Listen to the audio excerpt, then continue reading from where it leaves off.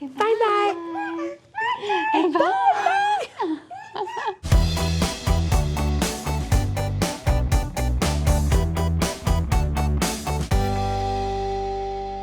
Hi, everybody. Welcome back to Mommy and Me. I have missed you guys so much. Well, Daxton has too. Yeah. I missed you. We all missed you. They missed each other. I know, it's so fun to see them all together. It's so cool. Look at them. They're like little smushies. They're scrolling so fast. Cute. I know. Well, before we get to what's new, let's check out our baby updates. My baby is Daxton. He is 16 months old. He weighs 24 pounds. He is 32 inches. He loves sticking things in his ears and yelling at his siblings. My baby is Idris. He is almost 10 months old. He weighs 25 pounds. He is 30 inches. He loves to stand up on his own and practice taking little steps, and he also loves trees and nature. My baby is Winston. He is 10 months old. He weighs 21 pounds. He is 30 inches. He loves clapping and scrunching his nose while smiling. All right, so our babies are off playing, so it's time for some mommy girl time. Yes. Girl talk about our babies, basically. Let's do it. So what are some things that you've noticed with your babies now that they're getting bigger? Danger. Danger. Oh. Yeah. You know what, when Braylee was little and Gage was getting bigger, she learned the word alert, but she thought it was alert. So if he was ever doing anything, she'd come running, alert. Aww, sweet You're girl. so cute. Oh my gosh. Alert. Anyways, yeah, stairs, plugs, corners, tables. Yeah, you forget at how they're literally walking hazards. As soon as they start to crawl, as soon as they're mobile in any way, they are hazards to themselves. Yeah. And I think the important thing to remember is that you can't blame yourself for their injuries because they are going to get them, but you can do the best you can to baby-proof your house. Yeah. Yeah, it's really hard because you think you've got everything under control, and then they find the one little thing that isn't baby-proof or something, and you're like, well, what?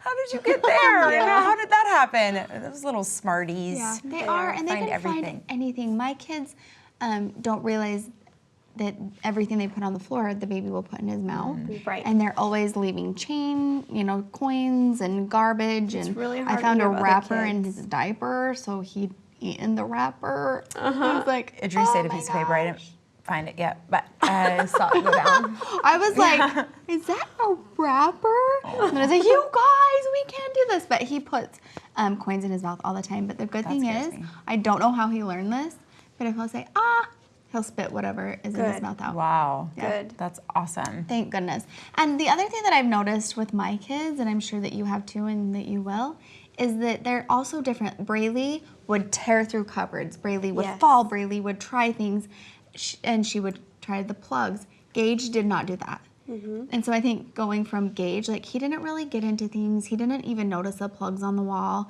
He was just pretty content with whatever he was doing. Winston is like Braylee. He's in the cupboards. He loves plugs. When they're babies, they just have to learn to work with the world around them. Yeah. What I'm dealing with Daxton right now is he will find anything that is able to go in his ear, long and pointy, and put it in his ear. If there's a crayon or a pencil or Q-tips or bobby pins, if there's anything like that around or on the floor, which it doesn't even have to be on the floor because he can climb on the chair and climb on the counter if I'm not pushing all the chairs in every time. It's like all these little things that you don't realize you have to do until they've already done something. Right. Another problem that I have caused for myself and for Winston is he's still sleeping in our bed. So now I'm just so worried that he's going to roll off or just crawl off. So far I wake up as soon as he wakes up, but I'm so nervous about that. And also naps. He doesn't want to nap in his crib. The second I lay him down, he wakes up. And so I'll hold him, which is really bad, or lay him on my bed, and then it's the same thing. I can't even leave my bedroom. Right. Because I'm so worried that he's just gonna crawl right off because he doesn't know any better. So my focus this month is getting him in his crib. I'm really going to just try to push through it because it's not safe. I feel like you're probably gonna go through maybe a few nights or a week of just torture with crying and then be on a schedule. And I'm in the same boat, and I know you are too, of just crazy schedules where, and I feel like kids can do really well with a schedule, but our lives just aren't scheduled right now. And they just, Mine probably won't be until he's in like school, you know? And then it's still crazy. And then it's crazy on the weekends or summers or whatever, vacations. So yeah, I know. I'm just trying to go through the motions and just pray for a night of sleep in the future, which I think maybe happens soon. Yeah. Love you. Yeah. I mentioned this in a video, I think, on my channel, and maybe the Mom's View, that we had a professional childproofer come to our house. Oh, no way. Yeah, That's and awesome. like analyze our whole place and then tell us how much it costs. And it was pretty pricey. It was like $850 to childproof our house. For the whole house, For though? everything. And he went into what he thought was like some of the most important, and that's if we just like let him go and he would bring the parts and the cabinet things and everything like that, which we considered.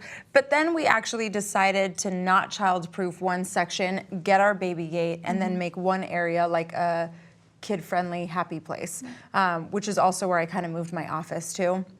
So it's a cool part of our house now because it's where we spend the most time. It's the TV, the kitchen, and now I have a desk there. The expert childproofer was saying to put locks on toilets, which we haven't done yet. Yes. And I have heard like mixed. He said, he looked me in the eye, he was like, if you do one thing, do that. And we haven't done that one yet.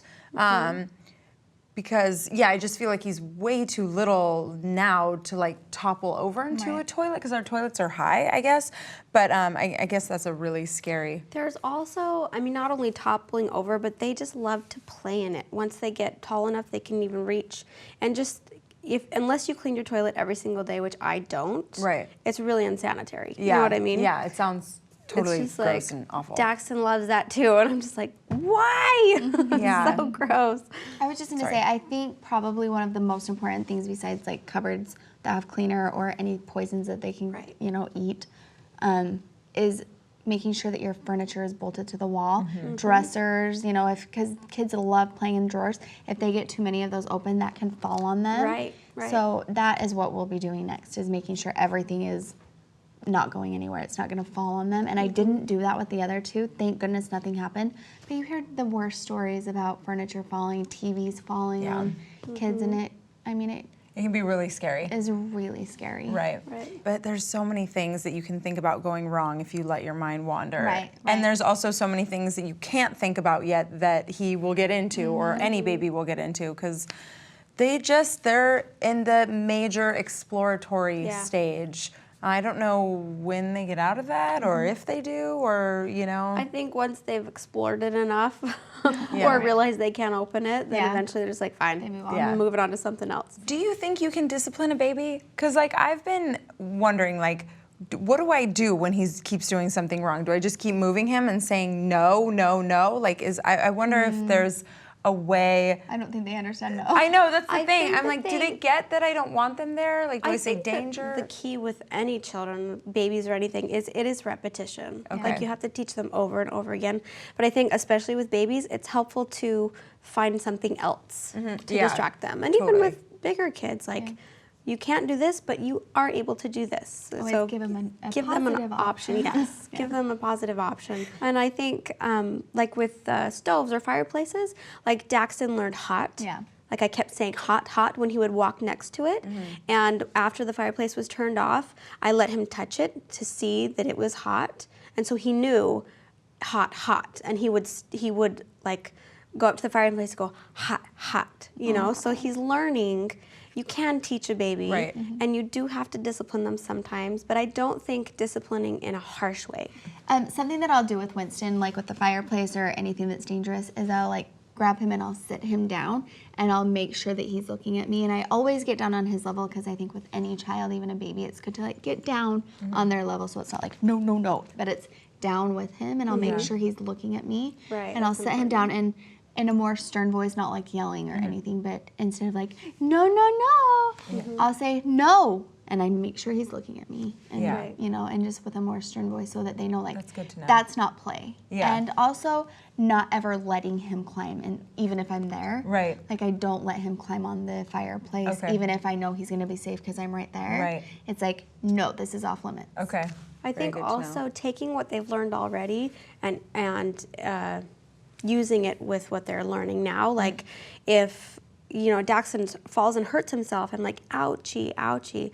And then if he's trying to touch the fireplace or whatever and just say, ouch, ouch. So he knows like, oh yeah, that hurt when I did, that word means this, like it hurts. Yeah. So trying to utilize what they're already learning Good tips. in what they're trying to learn still. Yeah, I keep meaning to like do some research on disciplining and like when you should start or how or what, but thanks for the head start, guys. I think it is a good question because I feel like I was probably harder on Braylee because I didn't know, and I remember, and I think back now to when Braylee was that age, and I'm like, I think that I was like a little harder on her at this point because you just don't know, and you don't know like when to do that, and you think that they know better, and You think you need to be harder than you do.